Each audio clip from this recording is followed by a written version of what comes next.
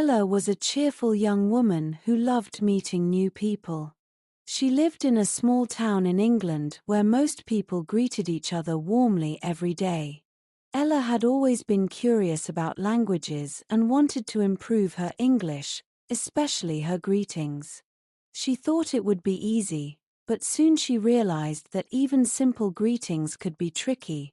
One sunny morning, Ella decided to take a walk in the park. As she walked, she saw an elderly man sitting on a bench reading a newspaper. She smiled and said, "Good morning, sir." The man looked up, smiled back, and replied, "Good morning. Lovely day, isn't it?" Ella felt happy and proud of herself for starting the day with a proper greeting. However, Ella's confidence didn't last long. Later that day, she went to a cafe. The barista asked, "How are you?" Ella froze for a moment. She wasn't sure what to say. Should she talk about her whole day or just say something short? Nervously, she replied, "I'm fine, thank you." "And you?" The barista smiled and said, "I'm good, thanks." Ella felt relieved but realized she needed to practice more. That evening, Ella decided to watch some videos about English greetings. She discovered that many people make common mistakes when greeting others. She was surprised to find out that even native speakers sometimes get it wrong. Ella made a list of the most common mistakes, using overly formal greetings in casual situations, saying, "How do you do?" when meeting friends or young people might sound too serious, forgetting to respond properly. When someone says, "Hi, how are you?" it's polite to reply, even if it's a short response like, "I'm good, thank you." Mixing up time-specific greetings, saying good morning in the afternoon or good evening too early can confuse people. Overusing slang, casual phrases like "what's up?" or "yo" might not be suitable in formal settings. Not knowing how to end a greeting. After saying hello, people often feel unsure about what to say next. Ella decided to practice with her best friend, Lucy. Lucy was patient and always happy to help. They met in the park the next day. "Let's practice greetings," Ella said. Lucy nodded and began. "Hi, Ella. How are you today?" Ella smiled and replied, "I'm good, thank you. How about you?" Lucy clapped her hands and said, "That's perfect." They continued practicing different scenarios. Meeting a stranger, Lucy pretended to be someone Ella didn't know. Ella said, "Hello, nice to meet you. My name is Ella." Casual greeting. Lucy acted as a neighbor, and Ella said, "Hi, how's it going?" Phone greetings. Lucy pretended to call Ella. Ella answered, "Hello, this is Ella speaking. Who's calling?" By the end of the session, Ella felt more confident. She realized that practicing with a friend made learning fun and less stressful. A few days later, Ella went shopping. She decided to test her new skills. At the supermarket, she greeted the cashier with a friendly, "Good afternoon. How's your day going?" The cashier smiled and replied, "It's going well, thank you. How about you?" Ella felt a sense of achievement. She had started a conversation without feeling nervous. At the park, Ella saw a woman walking her dog. She said, "What a lovely dog. What's its name?" The woman smiled and replied, "Her name's Bella." "Thank you." Ella had learned that compliments could be a good way to start a friendly conversation. One day, Ella met her neighbor, Tom, who was her age. She smiled and said, "How do you do?" Tom laughed and replied, "I'm good, thanks.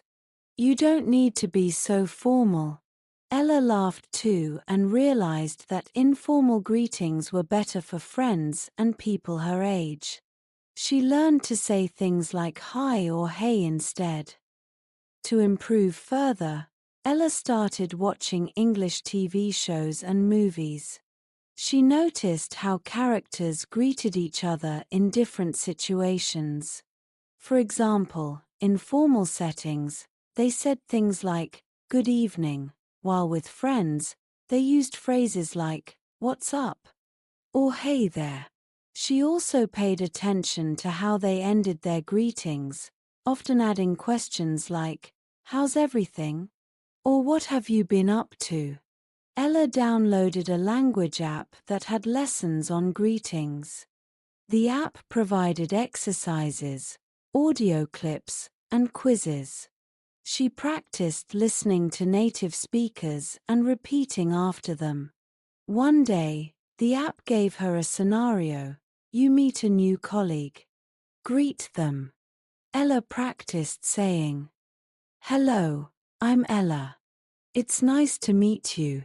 Welcome to the team." Ella's journey wasn't always easy. Sometimes, she made mistakes. Once, she said, "Good morning" to someone in the evening.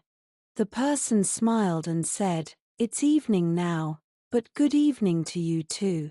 Ella laughed and learned from her mistake. Another time, she said, "Yo," to an elderly woman who looked confused. Ella quickly realized that this slang wasn't appropriate for formal situations. She apologized and corrected herself, saying, "Hello, how are you?" As Ella became better at greetings, she started helping others. At her English club, she gave a small presentation on common mistakes and how to avoid them. She said, "Remember, greetings depend on the situation. Use formal greetings for work or strangers and casual ones for friends and family." Her friends appreciated her advice. Ella's tips for better greetings: know your audience. Use formal greetings like good morning or hello for work and casual ones like hi or hey for friends. Respond politely. Always reply when someone greets you. A simple "I'm good, thank you. How about you?" works well. Learn time-specific greetings. Use good morning, good afternoon, and good evening at the right times. Practice with real people. Talk to friends, family, or colleagues to build confidence. Watch and listen. Observe how native speakers greet each other in shows, movies, or real life. However, Ella's hard work paid off. She no longer felt nervous about greeting people. Whether she was at the supermarket, park, or a social event, she greeted others with confidence and warmth. Her journey taught her that even small efforts could make a big difference. One day, her friend Lucy said, "Ella, you've become so good at this. You're always polite and friendly." Ella smiled and replied, "It just takes practice and patience. Anyone can do it." Ella's story is a reminder that mistakes are part of learning. With time, effort, and a positive attitude, anyone can improve their English greetings and make meaningful connections. Inspired by her progress, Ella decided to set a new goal. She wanted to teach others who struggled with English greetings. She began volunteering at a local community center, helping newcomers learn basic conversational English. Her warm personality and practical tips made her a favorite among learners. Ella also started a small blog where she shared her experiences and tips for greeting people in English. Her posts reached people from all over the world, inspiring them to improve their communication skills. Ella felt proud knowing that her journey was helping others. Over time, Ella's confidence grew even more. She realized that learning was a continuous process and that every interaction was an opportunity to grow.